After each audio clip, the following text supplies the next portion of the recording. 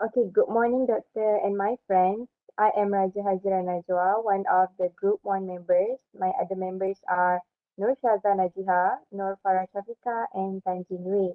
Today, our group will present our academic paper titled Corporal Punishment Should Be Banned in Schools.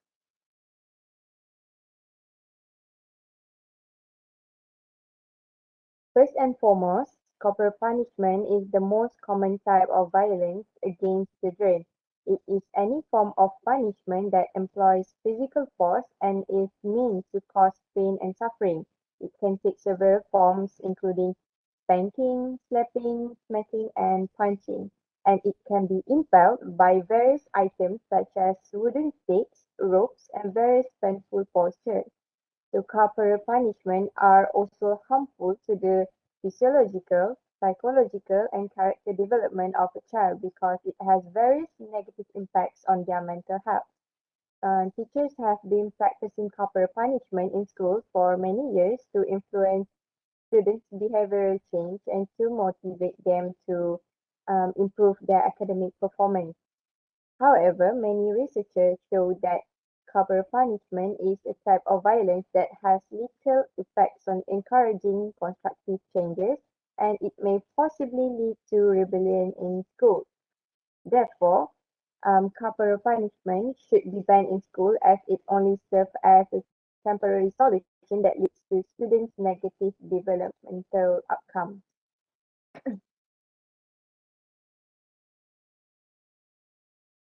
So, why corporal punishment should be banned in schools? Firstly, corporal punishment can negatively affect, affect a student's mental and physical health. It has detrimental impacts on both their psychological and physiological systems. Children feel pain, grief, fear, shame, and guilt.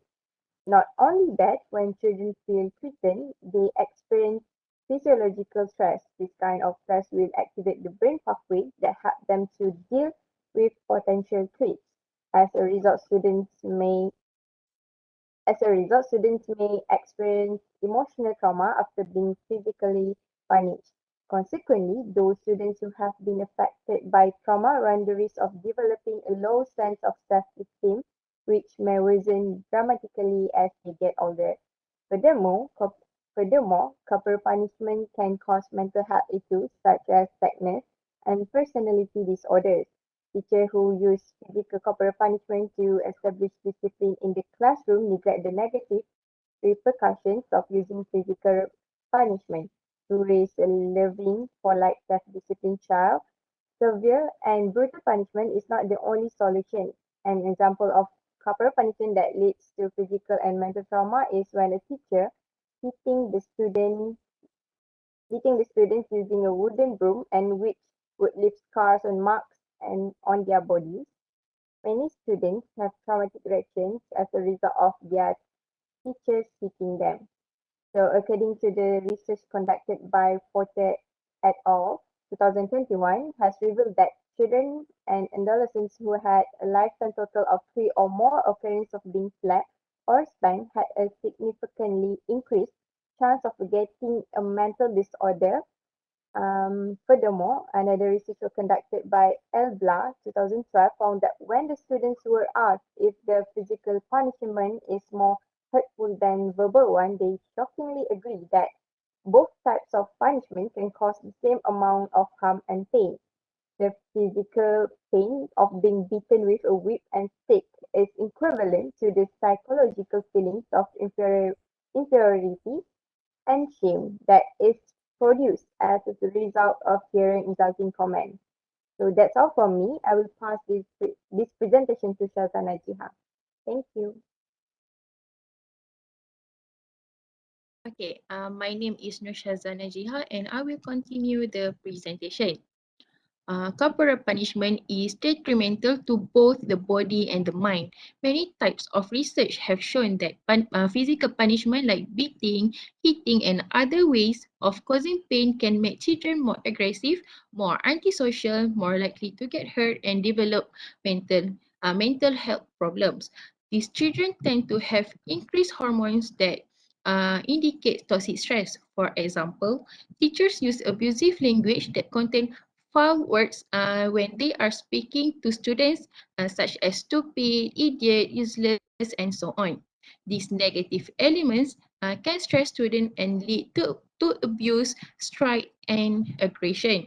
According to the finding by Ulha et al. 2019, schools have rules and regulations that students do not understand, some of which need to be changed and others that aren't enforced consistently, which causes students to become frustrated and prone to violence. Students found it unfair to use punishment that inflame their rage, and as a result, discipline issues like assault, the destruction of school property, and aggression might occur within the classroom. In addition, their main concern are the student dropout rate and the strained teacher-student relationship. The explorations also show how the use of corporal punishment and students' violent reaction have damaged the learning environment. Physical punishment cause students to engage in immoral activities and increase absence. It also have negative impacts on the physical and mental development of the students. Next. Corporal punishment also related with a delayed regression of cognitive development, as well as detrimental impacts on the academic road, non-cognitive performance, executive abilities, as well as change in dopaminergic areas associated with drug and alcohol misuse. If a child is being repeatedly physically punished, this will certainly interfere with his or her cognitive development, causing his or her to perform poorly in their academics than their non-physically punished peers. This type of punishment can also impede the child's ability to grow socially. For instance, when a teacher hits, like slapping or spanking a child with a hand or a wooden stick when they misbehave in class, which leads them to feel unmotivated to stay focused in class. Many children who have been exposed to beating, spanking, or other severe disciplinary methods have expressed melancholy, dread, and rage as a result. These students typically withdraw from school activities and are academically disengaged. Furthermore, corporal punishment reduce students' motivation to study and foster a sense of depression. Being physically harmed by the teachers can make a child feel furious, hopeless, weak, or humiliated, which can have a negative impact on the student's emotion and academic development. In fact, the widespread use of physical violence against students creates a frightening school environment that affects a student's abilities to perform academically. According to the finding of the current study by Sajat 2021, there is a large and strong inverse relationship between corporal punishment and students' academic achievement at the elementary school level. And that's all from me. Thank you. Thank you, Shadra. I am Nur Farah Shafika binti Ahmad Farid, and I will continue the presentation. So for this part, I will explain about the extreme corporal punishment can harm students physically and mentally. So the researchers hold the belief that schools should not use corporal punishment. Extreme corporal punishment can harm students physically and mentally. Harsh physical punishments do not improve student behavior or grades. Many children who were hit, paddled, or subjected to other extreme discipline reported depression, fear, and anger. Even students who are not whipped or paddled are affected by corporal punishment. Frequent student violence creates a negative school environment that hurt academic performance. Students who witness or experience physical violence often develop destructive or violent behaviors, and it will finally disrupting learning. Next, however, However, there are also some beneficial outcomes associated with the use of corporal punishment on students, as suggested by Balasingham et al. In 2019. Their research shows that proponents of corporal punishment should explain that this is not cruel, torturous, or otherwise degrading treatment of a child rather than arguing for a reservation under Article 37 of the CRC to authorize the imposition of such a punishment. And this is also supported by Makewa et al. In 2017, stating that the fact in the United States, corporal punishment has been used since the olden days when it was permissible for teachers and school administrators to slap or beat a student as a method of improving behavior. Furthermore, the research by Elbla in 2019 also found that a male teacher from a government school confirmed this by stating that in grade 7 and 8 are adolescents and behave in rough ways towards each other in the schoolyard and the classrooms. Most teachers complain about the irritating misbehaviors, noise, and also disobedience of these students. And as a result, some teachers hit and beat using sticks and whips to maintain school discipline as these kinds of situations. Hence, it is proven that corporal punishment is effective in disciplining problematic students. It also can control the student's behavior and is a deterrent to future rule breaking. Next, I will pass the presentation to Tanjini. Thank you, Farah Shafika, for presenting her part. My name is Tanjin Wei, and I'm going to present to you about the counter argument. So, as Farah Shafika has mentioned before, corporal punishment is beneficial in managing students' behaviors, right? But although it is useful in managing students' behavior, it is still a dangerous, unacceptable, and unjustifiable act. Why is that, you might ask? Well, my friends have already explained numerous negative outcomes of corporal punishment that includes negative developmental in terms of physical and mental health. It inflicts pain, child might experience trauma, and so on. There are just way too many negative outcomes. So just take a second and think about this.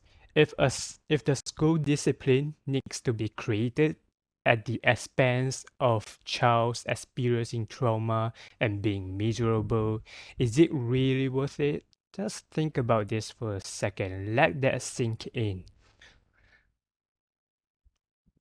And according to Lewis 2001, there are other strategies to manage students' behavior. What a surprise! Instead of hitting my students repeatedly, there are other strategies. So, according to Lewis, there are three strategies. I'll go through it one by one. The first one is recognizing the responsible behavior. You recognize students' good behavior. Otherwise, students will not be bothered to behave in a good manner because teachers won't bother about it. Teacher only focuses on bad students. So why should I do good things, right? And the second strategy is kindly inform. The keywords here are kindly inform. Kindly inform misbehaving students about the impacts of the behavior on their peers. We should not reprimand them, we should not scold them, we should not hit them, we should kindly inform because children will actually listen to it if you are kind enough. Most of the time, teachers are just being impatient, teachers just want to get the work done. So they don't have the patience to do this. But if teachers are willing to have a little patience, things will work well if they inform the students about the misbehaviors. And lastly, we can give hints that identify the existence of unacceptable behavior. To illustrate this clearly, teacher can maybe stare at a student or fake a cough when someone is misbehaving. In this way, the student know, okay, I shouldn't do this or the teacher will get angry. So by doing this, students will stop their behaviors before it becomes something even more serious. So In conclusion, many research findings have overwhelmingly demonstrated that corporal punishment is detrimental to children. Therefore, all teachers nationwide, all teachers in the world should stop justifying the use of corporal punishment to physically harm a child. There are way more other strategies to manage disciplines, as I have mentioned before. If teacher insists on using corporal punishment just to manage students' behavior, it just shows that teachers are unsympathetic individuals that could not care less about students' well-being. They only care about getting the job done in the quickest way, and this is not what teachers are supposed to do. All right, so stop using corporal punishment, and it should definitely be banned in schools. And it seems that we have reached the end of the presentation. I want to sincerely thank all of you for lending us your ears. It has been a great pleasure presenting to you, and we are really glad that we have the opportunity to present to you. And we will see you in the next time. Thank you.